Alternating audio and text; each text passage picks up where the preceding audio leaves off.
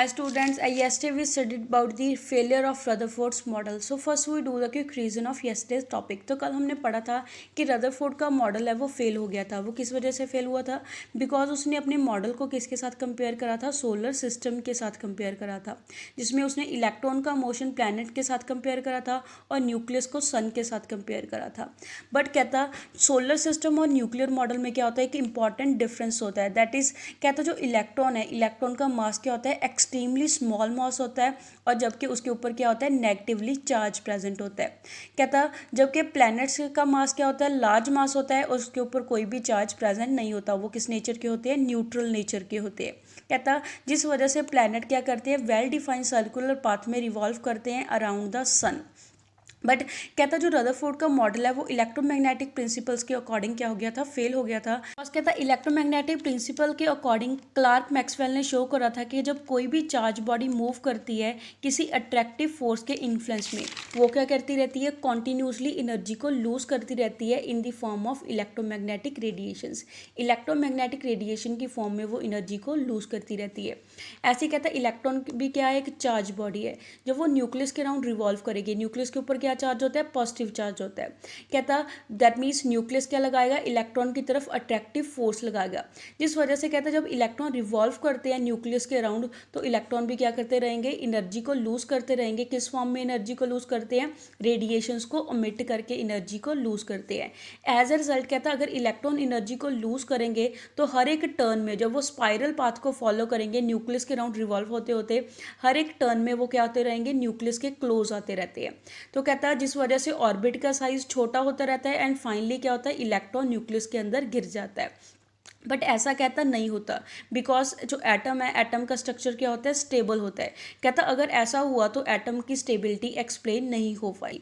Next कहता Rutherford का model है इस वजह से क्या हो गया, फेल हो गया. ऑल्सो रदरफोर्ड ये भी नहीं एक्सप्लेन कर पाया कि जो हाइड्रोजन का स्पेक्ट्रम है उसमें हमें सर्टेन डेफिनेट लाइंस क्यों शो होती हैं. बिकॉज कहता अगर एनर्जी कॉन्टीन्यूसली लूज हो रही है तो हमारे पास क्या होना चाहिए, स्पेक्ट्रम भी क्या आना चाहिए, कॉन्टीन्यूस आना चाहिए. बट उसका स्पेक्ट्रम क्या आता है, डिसकॉन्टीन्यूस आता है, बिकॉज उसमें लाइंस मिलती हैं डेफिनेट वेवलेंथ के ऊपर हमें शो होती है. तो रदरफोर्ड का मॉडल है इस चीज़ को भी एक्सप्लेन नहीं कर पाया. नेक्स्ट हमने पढ़ा था कंसेप्ट ऑफ एनर्जी लेवल्स और ऑर्बिट्स. इसमें हमने पढ़ा था कि हमारे पास रदरफोर्ड की ड्रॉबैक्स को दूर करने के लिए बोहर ने अपना मॉडल दिया था जिसके कुछ बेसिक पॉस्टुलेट्स हमने पढ़े थे. उसका फर्स्ट पॉस्टुलेट क्या था बोहर की थ्योरी का, कि एटम है, एटम के अंदर पॉजिटिवली चार्ज पार्टिकल प्रेजेंट होता है सेंटर में जिसको हम न्यूक्लियस बोलते हैं, और उसके अराउंड इलेक्ट्रॉन क्या करते हैं, रिवॉल्व करते हैं.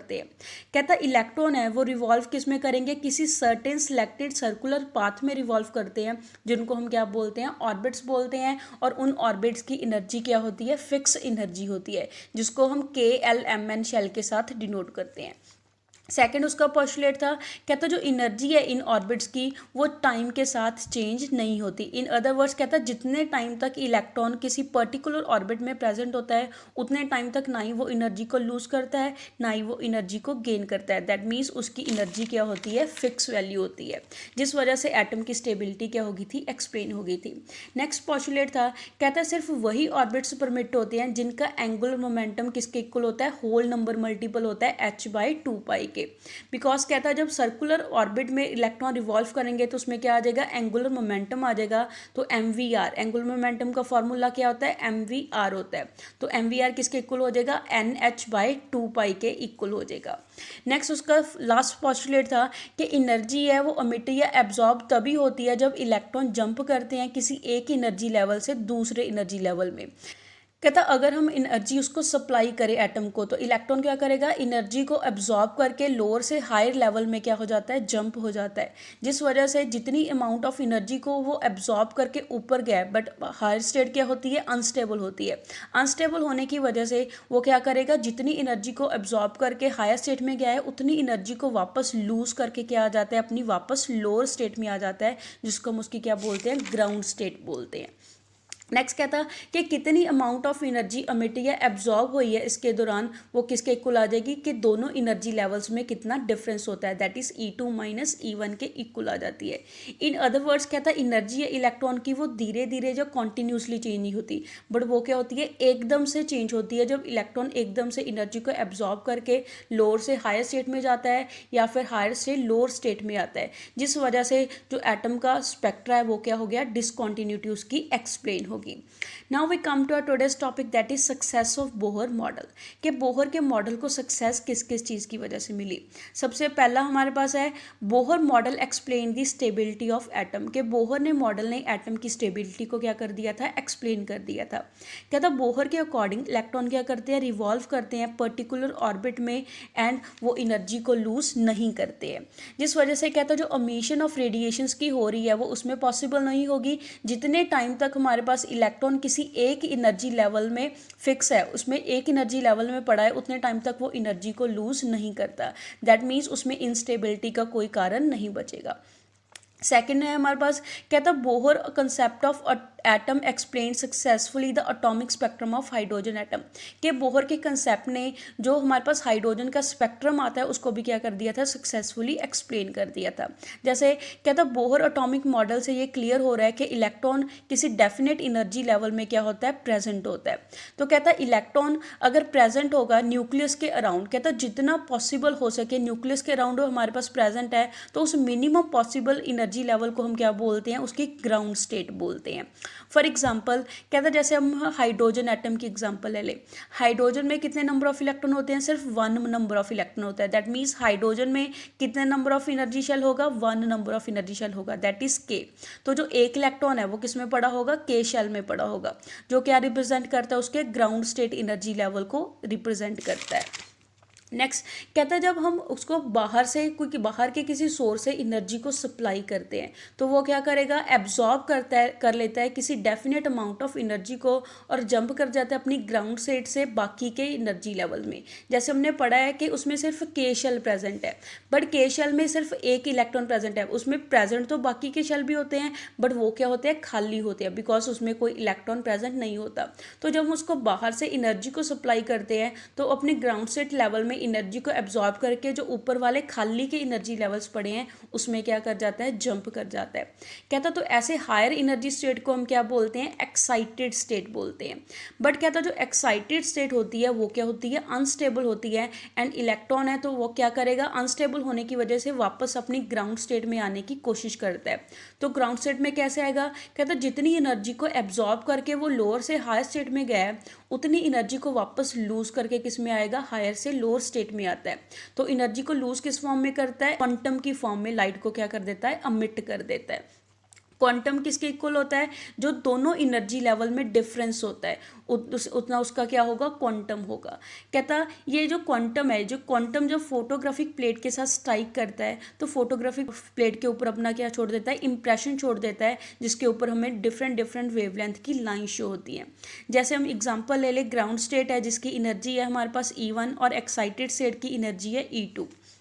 कहता अगर इलेक्ट्रॉन है हमारे पास एक्साइटेड स्टेट E2 से हमारे पास ग्राउंड स्टेट लेवल E1 पे वापस आ रहा है तो डिफरेंस दोनों एनर्जी लेवल में कितना हो गया, E2 माइनस E1 का डिफरेंस हो गया। तो उसको हम एनर्जी की, फोटोन की एनर्जी की टर्म में कैसे एक्सप्रेस करेंगे, बिकॉज एनर्जी को किस फॉर्म में लूज करता है, वो फोटोन की फॉर्म में, क्वांटम की फॉर्म में लूज करता है।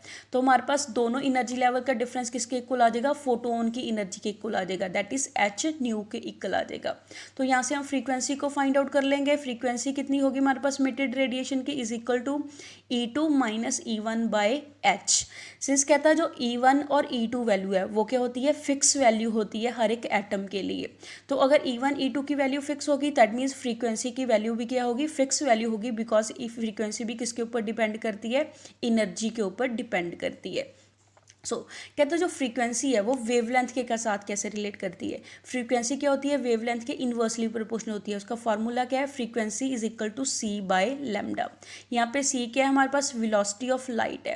कहता है जब हम इस सेकंड इक्वेशन को फ्रीक्वेंसी की वैल्यू को पुट करेंगे फर्स्ट इक्वेशन में तो वहाँ से हमारे पास एक्सप्रेशन क्या आ जाएगा, C by lambda is equal to E2 minus E1 by H के इक्वल आ जाएगा। यहाँ से हम वेवलेंथ फाइंड आउट कर लेंगे रीअरेंज करके, वेवलेंथ किसके इक्वल आ जाएगी, HC Hc/E2 माइनस E1 के इक्वल आ जाती है। नेक्स्ट इज सिंस कहता है एच और सी यहाँ पे दोनों क्या है कांस्टेंट है, एच यहाँ पे प्लैंक्स कांस्टेंट है और सी यहाँ पे वेलोसिटी है लाइट की, और E1 E2 की वैल्यू भी क्या होती है, डेफिनेट वैल्यू होती है। दस कहता है हर एक ट्रांजिशन जो हो रही है एक एनर्जी लेवल से किसी दूसरे एनर्जी लेवल तक, वो क्या करती है, डेफिनेट वेवलेंथ की लाइट को प्रोड्यूस करती है। कहता है उसको हम ऑब्जर्व करते हैं एज अ लाइंस, हम उसको ऑब्जर्व करते हैं in the spectrum of hydrogen atom. Now कहता है अगर हमारे पास इलेक्ट्रॉन जंप हो रहा है फ्रॉम थर्ड एनर्जी लेवल से फर्स्ट एनर्जी लेवल में, तो थर्ड एनर्जी लेवल की एनर्जी हमने सपोज कर ली E3 है, और फर्स्ट एनर्जी लेवल की एनर्जी है हमारे पास E1, तो उसकी वेवलेंथ, जैसे वेवलेंथ का एक्सप्रेशन हमने पीछे करा है, तो यहाँ से हमारे पास वेवलेंथ क्या आ जाएगी, लैम्डा डैश, बिकॉज दोनों में डिफरेंस, दो वेवलेंथ में डिफरेंस करना है तो इसको लैम्डा डैश के साथ नोट करेंगे। वो किसके इक्वल आ जाएगी, Hc/E3 माइनस E1, बिकॉज यहाँ पे एक्साइटेड स्टेट कौन सी है, E3 एक्साइटेड स्टेट है, और ग्राउंड लेवल कौन सा है, E1 है। सिमिलरली ऐसी इलेक्ट्रॉन हमारे पास जंप हो फोर्थ एनर्जी लेवल से फर्स्ट एनर्जी लेवल में, तो उसकी वेवलेंथ किसके इक्वल होगी, उसको लैम्डा डबल डैश के साथ नोट करेंगे। वो किसके इक्वल आ जाएगी, Hc/E4 माइनस E1 के इक्वल आ जाएगी। ऐसी अगर हमारे पास इलेक्ट्रॉन जंप हो हमारे पास फिफ्थ एनर्जी लेवल से फर्स्ट एनर्जी लेवल में, तो उसकी वेवलेंथ लैम्डा ट्रिपल डैश के साथ नोट करेंगे, किसके इक्वल आ जाएगी, Hc/E5 माइनस E1 के इक्वल आ जाती है। नेक्स्ट कहता है ये हमें डिफरेंट वेवलेंथ की लाइंस शो करता है स्पेक्ट्रम में, जैसे हमने इस डायग्राम में शो करा है, हमारे पास एक्साइटेशन हो रही है 1 और 2 एनर्जी लेवल में। कहता है पहले ग्राउंड स्टेट से हायर एनर्जी लेवल में जाएगा एनर्जी को एब्जॉर्ब करके, बट एक्साइटेड स्टेट क्या होती है, हमारे पास अनस्टेबल होती है, जिस वजह से वो एनर्जी को अमिट करता है। किस फॉर्म में एनर्जी को अमिट करता है, फोटोन की फॉर्म में। फोटोन की एनर्जी कितनी होती है, hν, तो उसकी फॉर्म में एनर्जी को अमिट करके वापस एक्साइटेड स्टेट से ग्राउंड स्टेट लेवल में आ जाता है, और वो किसके इक्वल होगी, कि दोनों एनर्जी लेवल में कितना हमारे पास डिफरेंस है। ऐसे ही हमने एग्जांपल ले ली सेकंड में हमारे पास हो रही है transition between first energy level and third energy level. First energy level यहाँ पे ग्राउंड स्टेट लेवल है और थर्ड एनर्जी लेवल यहाँ पे एक्साइटेड स्टेट लेवल है। तो कहता अगर हमारे पास ट्रांजिशन हो from third to first energy level, तो दोनों में डिफरेंस किसके साथ नोट करेंगे, डेल्टा E, दैट मीन्स हमारे पास कितना डिफरेंस आ जाएगा, E3 माइनस E1। तो कितनी अमाउंट ऑफ एनर्जी को वो लूज करके वापस अपनी स्टेट में आया है, दैट इज hν, जो कि होती है फोटोन की एनर्जी होती है, वो किसके इक्वल आ जाएगी, E3 माइनस E1 के इक्वल आ जाएगी। तो कहता है जो डिफरेंट स्पेक्ट्रल लाइंस हमें स्पेक्ट्रम में शो हो रही हैं वो डिफरेंट ट्रांजिशंस के कारण शो हो रही हैं, जिसमें इलेक्ट्रॉन क्या करते हैं, डिफरेंट ट्रांजिशन शो करते हैं from higher energy level to lower energy level में। तो कहता है साइमल्टेनियस अपीयरेंस की वजह से हमें लार्ज नंबर ऑफ लाइंस है जो हाइड्रोजन के स्पेक्ट्रम में देखने को मिलती है। तो कहते हैं यहाँ पे हमारे माइंड में एक क्यूरियस क्वेश्चन आता है कि हाइड्रोजन इतनी ज़्यादा स्पेक्ट्रल लाइंस कैसे शो कर सकता है, जबकि हाइड्रोजन में प्रेजेंट कितना होता है, सिर्फ एक इलेक्ट्रॉन होता है। कहता है अगर नंबर ऑफ इलेक्ट्रॉन 1 है तो वो इतनी ज़्यादा ट्रांजिशंस कैसे शो कर सकता है। इनफैक्ट कहता है जब भी हम हाइड्रोजन को इन्वेस्टिगेट करते हैं तो हम हाइड्रोजन का सैंपल लेते हैं। कहता है किसी भी सैंपल में क्या होते हैं, large number of atoms present होते हैं, बिकॉज कहता है जितने नंबर ऑफ एटम्स प्रेजेंट होंगे उतने हर एक एटम में एक एक क्या होगा, इलेक्ट्रॉन होगा। तो कहता है जब हम एनर्जी सप्लाई करते हैं उस सैंपल को, उसमें इलेक्ट्रिक डिस्चार्ज को पास करवा के, तो क्या करते हैं, डिफरेंट एटम्स होते हैं हाइड्रोजन के, वो क्या करते हैं, डिफरेंट अमाउंट की एनर्जी को एब्जॉर्ब कर लेते हैं, जिस वजह से वो क्या होगी, डिफरेंट एनर्जी स्टेट में जितनी एनर्जी उन्होंने एब्जॉर्ब करी है उस अकॉर्डिंग वो डिफरेंट एनर्जी स्टेट में क्या हो जाते हैं, जंप हो जाते हैं। जैसे उनमें से कुछ इलेक्ट्रॉन ऐसे होते हैं जो सेकेंड एनर्जी लेवल में जंप हो जाते हैं, जिसको हम एल शेल बोलते हैं, और बाकी के नेक्स्ट एनर्जी लेवल में क्या हो जाते हैं, जंप कर जाते हैं। नाउ कहता है जो एक्साइटेड स्टेट होती है वो अनस्टेबल होती है, जिस वजह से एक्साइटेड स्टेट से क्या करेंगे, वो वापस आएंगे from higher to lower energy level में, मीन्स वो अपने ग्राउंड स्टेट लेवल में क्या आएंगे, वापस आएंगे। जैसे यहाँ पे हमें इस डायग्राम में शो करा है, जैसे हमें यहाँ पे 4 एनर्जी लेवल शो करे हैं, that is K L M N shell show करा है। तो यहाँ पे कहता है हमारे पास जो 1 है कि N की वैल्यू 1 है, वो क्या हमारे पास ग्राउंड स्टेट लेवल है, और बाकी क्या है हमारे पास हायर एक्साइटेड स्टेट लेवल्स है। तो कहता है जो ट्रांजिशन होती है हमारे पास higher to lower energy level में, वो डिफरेंट रूट फॉलो करती है। जैसे पॉसिबिलिटी होती है या तो हमारे पास हायर से सीधा जाके फोर्थ एनर्जी लेवल से फर्स्ट एनर्जी लेवल में आ जाए, जब पॉसिबिलिटी क्या होगी कि फोर्थ एनर्जी लेवल से पहले सेकेंड एनर्जी लेवल में आए और सेकेंड एनर्जी से फर्दर किस में आए, फर्स्ट एनर्जी लेवल में वापस वापस आए। या फिर थर्ड रूट फॉलो करता है कि फोर्थ से थर्ड एनर्जी लेवल में जाता है और थर्ड एनर्जी लेवल से फिर फर्स्ट में आता है। या फिर फोर्थ रूट फॉलो करता है वो कि पहले फोर्थ से थर्ड एनर्जी लेवल में जाएगा, थर्ड से सेकंड एनर्जी लेवल में जाएगा, सेकंड से फर्स्ट एनर्जी लेवल में आएगा। जिस वजह से कहते हैं वो डिफरेंट रूट्स है वो क्या करता है, फॉलो करता है और उसमें हमें नंबर ऑफ लाइंस शो होती है। सो नेक्स्ट है, कहता है जैसे हम एग्जांपल ले ले, कहता है इलेक्ट्रॉन अगर जंप करे from higher energy level than one, कहता है फर्स्ट एनर्जी लेवल से बाकी के हायर एनर्जी लेवल से फर्स्ट एनर्जी लेवल में जंप करे, तो उसमें जो नंबर ऑफ लाइंस हमें ऑब्टेन होगी वो किस रीजन में होती हैं, यूवी रीजन में वो लाइंस ऑब्टेन होती हैं, जिसको हम क्या बोलते हैं, लेमन सीरीज बोलते हैं। जैसे हम इस डायग्राम से करेंगे, इस डायग्राम में क्या है कि फर्स्ट एनर्जी लेवल से हायर एनर्जी लेवल में से इलेक्ट्रॉन क्या आ रहे हैं, वापस आ रहे हैं डिफरेंट रूट को फॉलो करके, जिस वजह से वो सारी लाइंस है वो कहाँ पे ऑब्जर्व होती हैं, यूवी रीजन में ऑब्जर्व होती हैं और उनको हम क्या बोलते हैं, लेमन सीरीज बोलते हैं। ऐसे ही हमारे पास बाल्मर सीरीज है, बाल्मर सीरीज में हमारे पास सेकंड एनर्जी लेवल यहाँ पे क्या है, ग्राउंड स्टेट लेवल है, और सेकंड एनर्जी लेवल में हायर एनर्जी लेवल से डिफरेंट रूट को फॉलो करके जब इलेक्ट्रॉन्स वापस आते हैं सेकंड एनर्जी लेवल में, वो कहाँ पे शो होते हैं, विजिबल रीजन में शो होते हैं, जिसको हम क्या बोलते हैं, बाल्मर सीरीज बोलते हैं।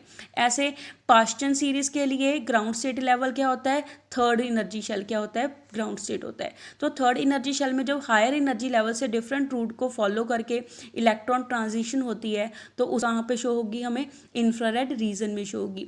ऐसे ही हमारे पास ब्रैकेट और पी फंड के लिए होता है, ब्रैकेट के लिए हमारे पास ग्राउंड स्टेट लेवल 4 होता है और पी फंड के लिए हमारे पास ग्राउंड स्टेट लेवल क्या होता है, 5 होता है। तो उस अकॉर्डिंग हमें जो हाइड्रोजन का स्पेक्ट्रम है वो उसमें इतनी ज़्यादा नंबर ऑफ लाइंस क्या होती हैं, शो होती हैं।